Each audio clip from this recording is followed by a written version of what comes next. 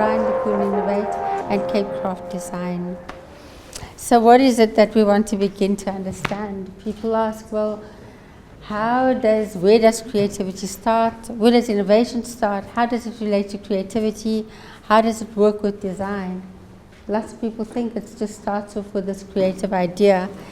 But what I often find to say is that the creative idea is actually the igniting of just something novel, something new. So you've got the human component, so the human being, we are creative. We come up with these novel ideas. We actually, when we recognize creativity is quite asymmetrical. So once a pattern is established and things are moving across in a very balanced evolutionary way, creativity has to come along and break that pattern. So pattern breaking, asymmetry, is very important. Even in this world of innovation, you get disruptive innovation. Disruptive innovation is different to incremental innovation. So incremental innovation is moving along the existing pattern, we're building on it, and there comes something great, breakthrough creativity, and disrupts that pattern. So you need creativity in order to move into the space of innovation. So how does this fit with the field of design? Well, you can have all the creativity in the world, but unless you can design, put together some calculated, mapped out way for how am I going to apply this creativity in a way that it can solve a certain problem in a certain context that will give it scalability. Unless I can do that, then actually all I've got is some customized designer item that I could make, which is a once-off, and that's not an innovation. An innovation must be able to be absorbed into a particular context where it can be scaled. So you can have a creative idea. Now you have to design that idea out, map it out, make the pattern for it, and then when you're able to do that, and you can now apply that into a context to solve a problem where it will be absorbed, then we have an innovation. So those three live together. Timing and relevance is key. A creative idea ahead of its time will not be absorbed in a society. You can have a well-developed product that's developed for one market and bring it to South Africa, and it's not going to fly here. Because when that idea evolved and when it was designed for a particular context. So to retrofit an idea that was created in, let's say, the developed world does not always work in an African context. Okay. So now we come to this thing that we call the innovation sweet spot. And we say being new is not enough. So we need that creative concept with the technology. And then you need the customer to purchase it. So we need people. We have to understand what do they desire and need. We need to have the technology to understand what is possible. And then we have to have within the marketplace some viable business opportunity. And when you're able to put them together, you're able to come up with something that's innovative. What do we call this thing called front-end innovation? Who's heard the word before, front-end innovation? Yeah? No? So basically, in front-end innovation, we use a trend-driven, scenario-powered, needs-inspired search for new ideas. So we go out and we scan, we look at all of these trends, we identify what are those kinds of scenarios that will play out in particular contexts. We identify those opportunity spaces. We go and look and see what are the latest technologies that are being developed there, and we can actually apply those technologies. Let me just go one down. If you look there, we can apply it across a myriad of fields.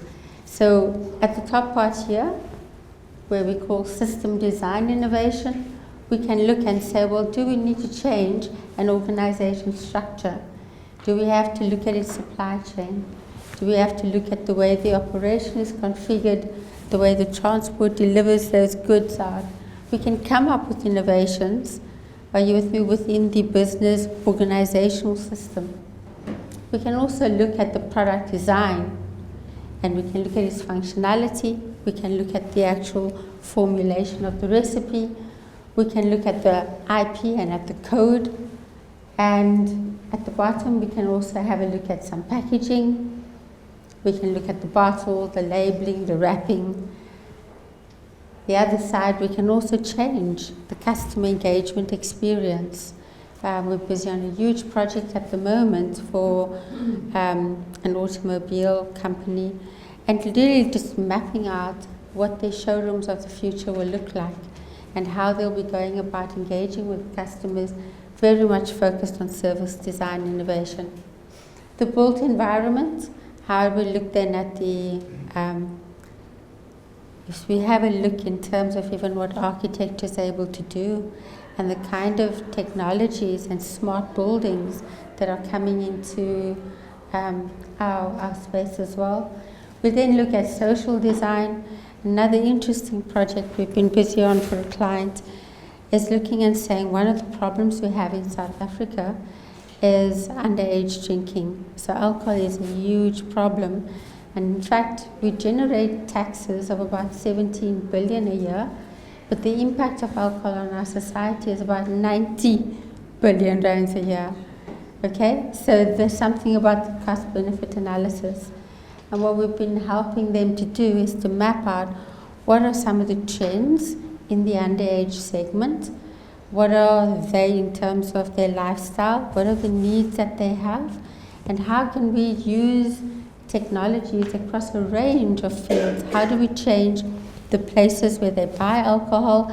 How do we change the packaging of the alcohol? What are all the ways we can innovatively cause them to not drink alcohol? It's a bit of an inversion, and yet it is an alcohol client. But again, using the same principles as if we want a technology to be absorbed, we can use that very same principle to want you not to be able to use a technology. So quite interesting there. The other one then is the data design, and increasingly moving into that transmedia space. And the other interesting thing is that companies at the moment, before you started up your business and you were a local startup, now you started up and you are born global. Literally, you can get a company in South Africa, and once their website goes live, they're able to trade around the world. So how are they able to break through in this global environment that's going to allow them to compete on a global level? Because a startup here, their market is not just here. So again, being able to have a look at what's available. So our front-end innovation methodology specifically covers these 6 steps. Well, the first thing that we do is we map out all the trends that's happening in a particular segment.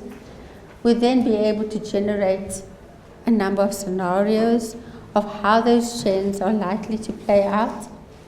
And then we look at what are the opportunity spaces that are then created for our clients to use that approach.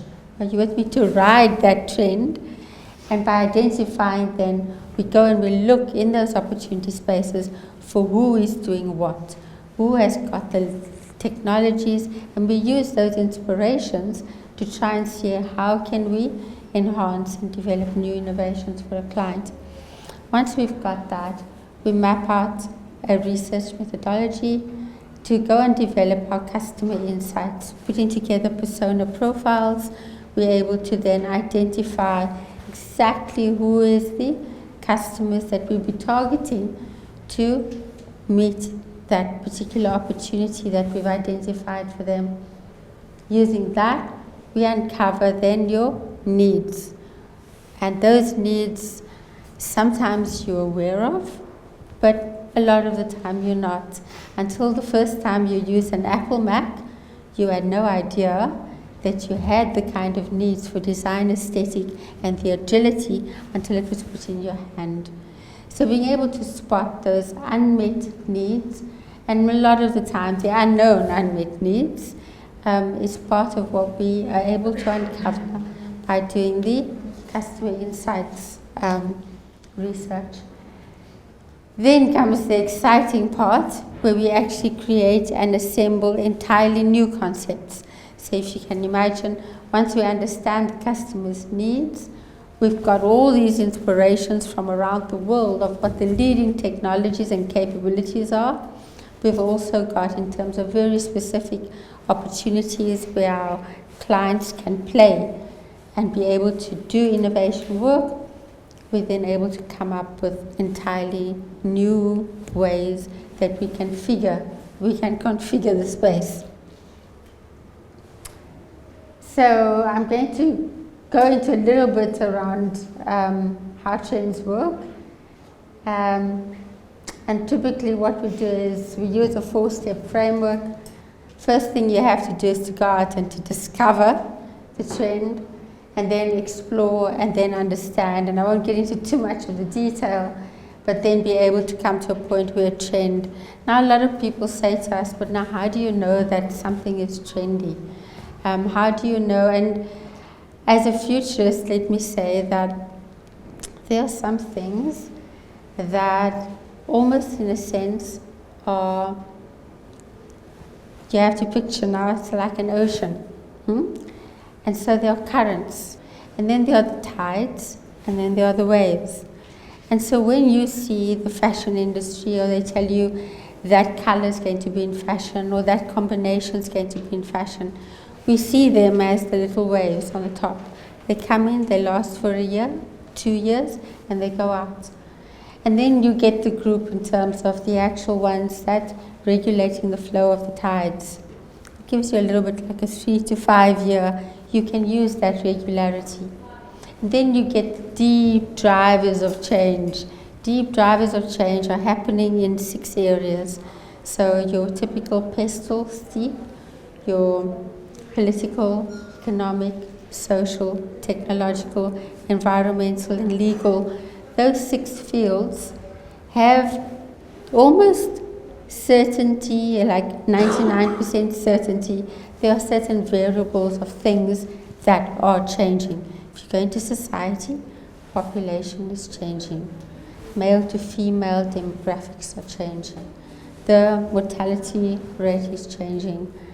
The education standard, the number of women entering the workplace. So there are these consistent things that we can backcast, and we can also use statistics, and we can pretty much tell you where those numbers are likely to land. We can go into the environment, and we can map out climate change, and we can have a look in terms of what is the long term, in other words, where does the last domino fall. So that could be, like in the case of oil, we may look at 60-year cycles. In the case of populations, we work with 15 years, because typically 15 to 16 years gives us 1 generation.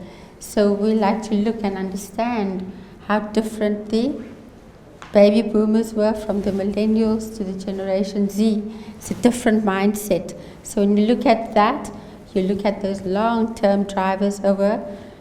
But now we see the global economic crisis comes, and it starts with the long-term change of climate change, with the shifts in consumer behavior that's happening in the social aspect, with new technologies that comes about. So new technologies, yes, everybody says the internet is a mega trend, digital culture. But you know, the web has got Web 1, Web 2, Web 3. So Web 1 allowed us to say, yes, we're part of this global world. But Web 2 allowed us to start this other trend called collaborative consumption. And people started sharing information, people started trading with each other. And before you had Web 2, you couldn't do that. You couldn't use Uber. So game changers like that come about, where you're able to map how are these trends impacting each other, and what are the new trends that emerge out of that. So mega trends at the bottom of the ocean, macro trends, and the waves are the micro trends. Yeah? So we try to always analyze. It looks a little bit complex, But when you start actually getting to understand what is driving this mega trend, what is driving, and you get to knock in. I mean, Emily will tell you we have a weekly meeting at the agency where we sit down with trend research team and discuss those drivers of trends and how they are co-producing and bringing up new trends and being able to actually locate them onto their base and understand that if they're sitting on a mega trend, so people look, for instance, maybe a month ago, President Obama came to Africa and there was that global summit, the Entrepreneur Summit, and we started to look and say, well, let's understand what is the numbers going into entrepreneurship in Africa.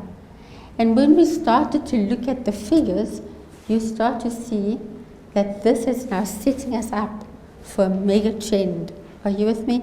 That there's no way this kind of number can be poured into a sector without it actually setting up a long-term mega movement as an undercurrent.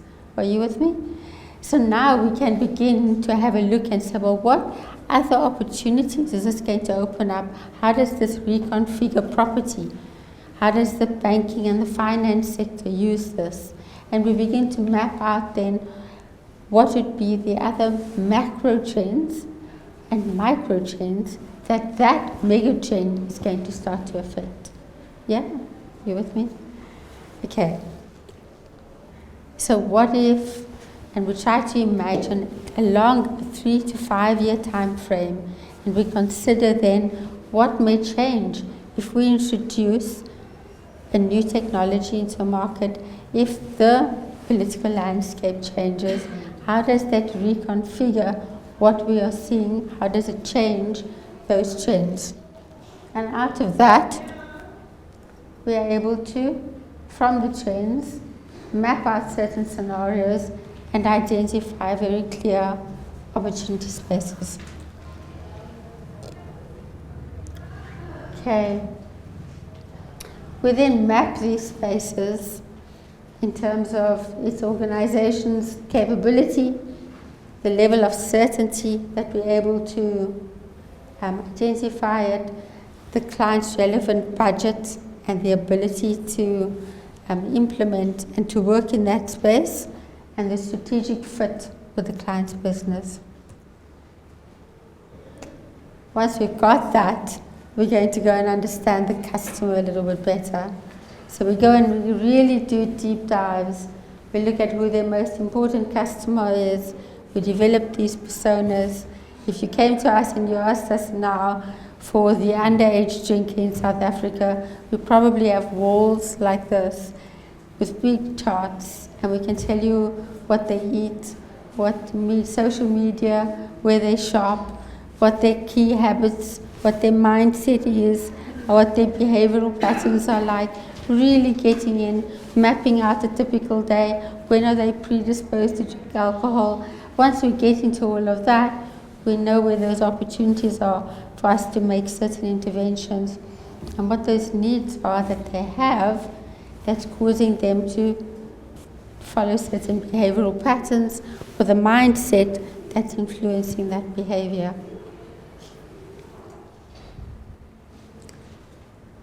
Once we've got the unmet needs, and once we've got those profiles and we understand their unmet needs, then so let's just go in terms of, as I said, the known needs and the unknown needs. And then we're able to use a number of methodologies in our research to uncover that. And then we go into concept creation, where we're able to take and we're able to reconfigure and create completely new concepts and come up with out-of-the-box solutions of things that didn't exist before. And again, keeping that, we spoke about the creativity and the convergence and the divergence. So being able to constantly synthesize and bring it back. So we keep our focus point, go wide, come back to our focal points. Okay, so there's a lot of pieces that comes together. Innovation organizations by their nature are not silo-based. So it's a lot more flat in its structure, a lot more agile, and the way that teams actually work is in terms of highly what we call cross-functionally integrated, such that you can reconfigure your teams and there are no set departments. So if somebody is working on a trend research project, but now we actually need to take that insights and develop a group that looks at, let's say, developing persona profiles. We need what's in that person's head. So that person can't stay, are you with me?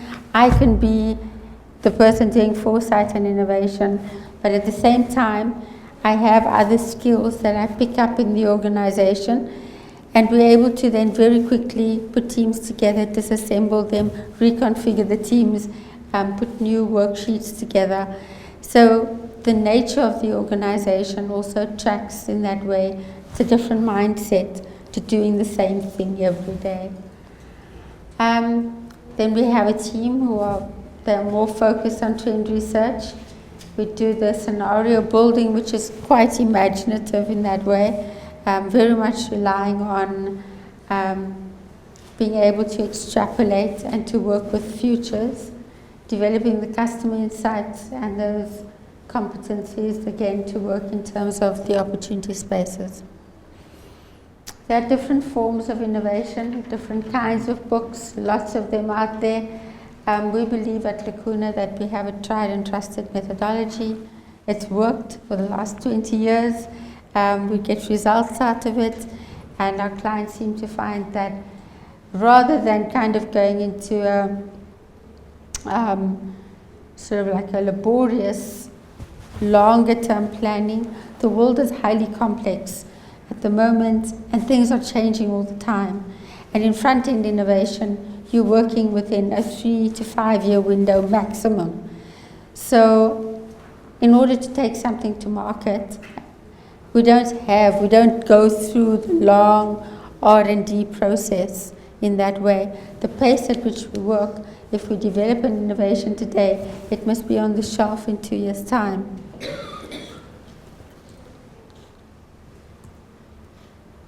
Okay, so coming back to the trends I spoke about, the winds of change, I'm going to ask you, I have some packs here, you can pass them around.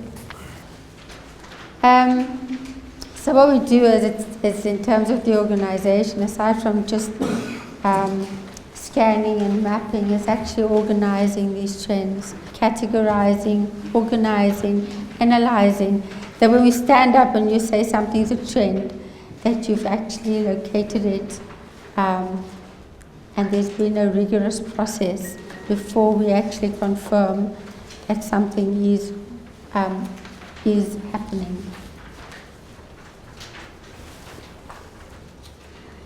I spoke about those drivers of change, the political, economic, social, technological.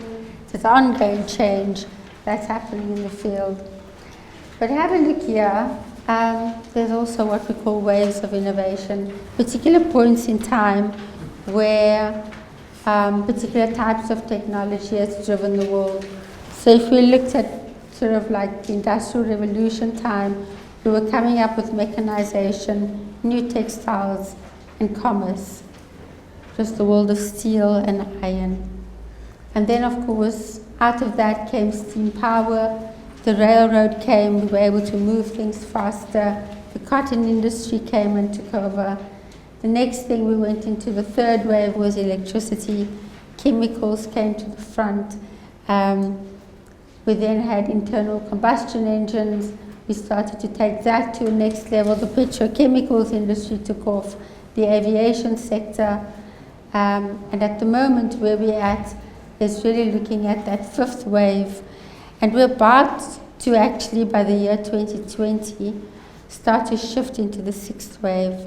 That's going to open up for us a very exciting place of almost unbridled creativity, where what we're able to do technologically will really create some very interesting game changers for how the world will look like by the year 2025. So if you just think about it, I like to tell the story. In fact, and I served as a curator for World Design Capital. It was kind of like from the iStone to the iPhone. So that's, it was like 100,000 years ago in Blombos Caves, under the sediment, we see there the very first design innovation in the world, where man actually saw the stone, took it, saw a way to shave it off, to augment the human capability and to survive. So shaved that, and that artifact was an innovation. And what innovations, good innovations actually do, I believe, and this is, you get different schools of futurists.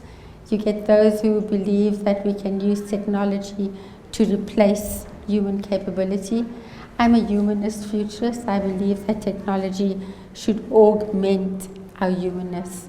So it's very important also when thinking about just let's adopt a technology, how human-centered is a technology, and then being able to understand almost from a wisdom and insight, how is that technology likely to work in society?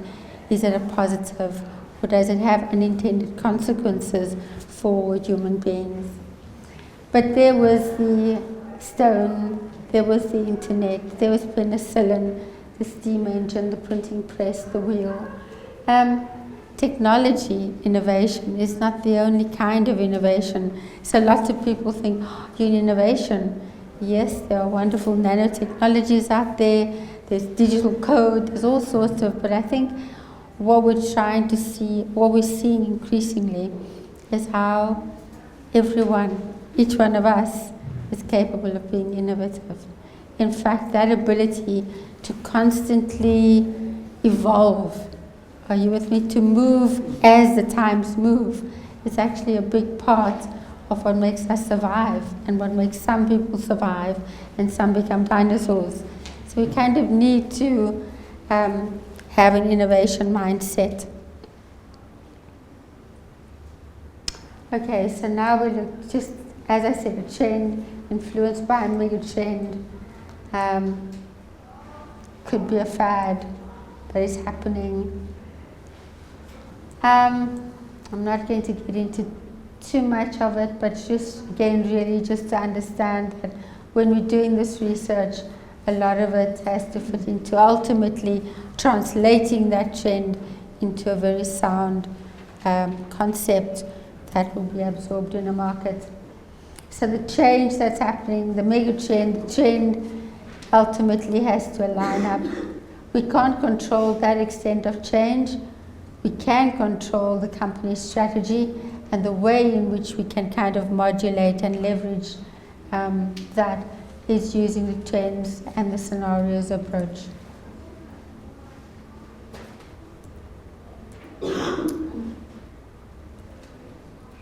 Just letting that. Again, just kind of, again, when certain trends have expired and they've passed their time, consumers no longer want it. How many times, and I say this, and for me, it's like you start off as an entrepreneur, you have an offering. Do you really know in terms of understanding the trends of your customer? Because your technology, whatever you're introducing, has to actually meet their needs. And in fact, if you are not on time, sometimes great ideas come, but they're ahead of their time. So the market doesn't absorb it. So being able to understand what needs to change and what I do so that I'm actually on trend. And actually when you've passed and those behavioral patterns have shifted, how do you adapt your product for those new sets of patterns? Okay. I want to move it along to another slide.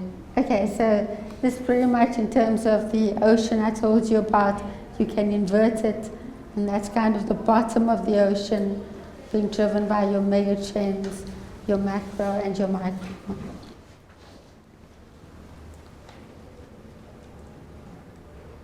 So the time horizon, about 15 years for the last domino to drop.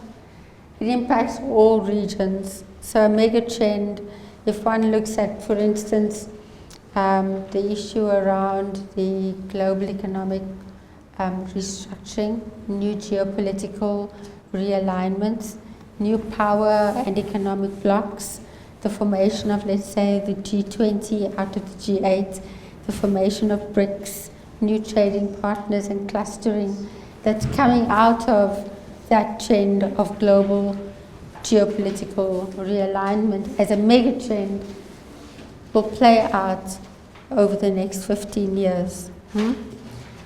Again, the same thing in the field of entrepreneurship. Again, we see now that trend only now kicking off. So we've got 15 years ahead of us, and really we're going to start to see that in more Generation Z, as in how they're going to benefit from the way they approach the concept of work. Whoa. So we have a trend, and we see how this trend has actually come about. And now we look here and we say, well, what are some of the variables that we see happening across different regions? Because the trend doesn't play out everywhere the same. So when we look at digital capability, you can see there in terms of Africa, Southeast Asia, the Middle East, Western Europe, what kind of capabilities does that market have? Because unless they've got smartphone capability, you cannot move into the collaborative consumption space. So if we look at the rate of unemployment, we see that the more the unemployment level rises, the greater number of people are sharing. So when we see the employment rate is actually going up, we understand that that pace of adoption of that trend is also reduced. Then the openness to trust, because now you're having to open your door to give your house to Airbnb, and some cultures are more predisposed to doing that than others. So that's a factor again that tells us the rate of absorption that that trend will have in a market. Millennials is a huge big, who understands the millennial generation born from the 1980s. You're now looking at a completely different mindset in the, and again, behavioral pattern as to what the millennial, and one of the big things I'm finding more and more is we're seeing this appreciation of experiences and the human connection and elements, and even increasingly with Generation Z, we're just starting to see that there is, yes, there's a digital component to their world, but how much connected they want those, and the connections and the sharing, the quality of sharing and experiencing, and how this generation values that. So where we have a high number, so 50% of the African continent is younger than the age of 25. Did you know that? 50% of the African continent younger than 25. India, it's again pretty much the same, but it's about less than 30. If you imagine out of the world of 6 billion people, 50% of them is under the age of 35. So we've got an entirely new mindset in a consumer, an emerging consumer, and they're concentrated in different markets, and they're largely sitting in your big emerging markets. What comes out of that, with us being able to analyze and cross-map trends, and then things go on, and Ian's going to be taking you through the Lacuna radar, and then I'll come back on and take questions. Thank you.